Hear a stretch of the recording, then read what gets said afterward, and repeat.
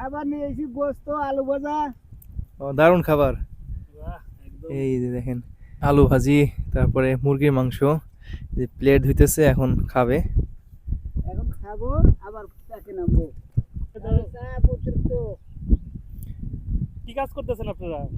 এই খেতে দুপুরের খাবার খাবে, খুবই মজার খাবার। চকের চাল খাবার কাকা কিন্তু এটা? মজা হয়। এটা আউশের চাল, আউশের চাল, খুবই মজার। কিন্তু মজাই আলাদা। খাইতে মজা। ভাতের স্বাদ আছে বেশি। খান কটা? না সমস্যা নেই। কয়জনের খাবার? 3 জনের। 3 জনের না?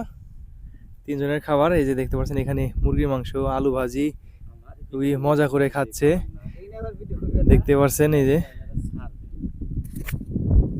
বিসমিল্লাহ। কেমন মজা হয়েছে?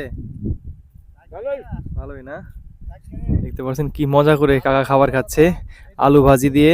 আর এই যে এখানে আউশের ধানের ভাত, তারপরে এই যে মুরগির মাংস, খুবই মজা করে খাবার খাচ্ছে কাকা এখানে। কারণ কাজ করলে বেশি খাবার খাওয়া যায় এবং খাবারও অনেক মজা হয়।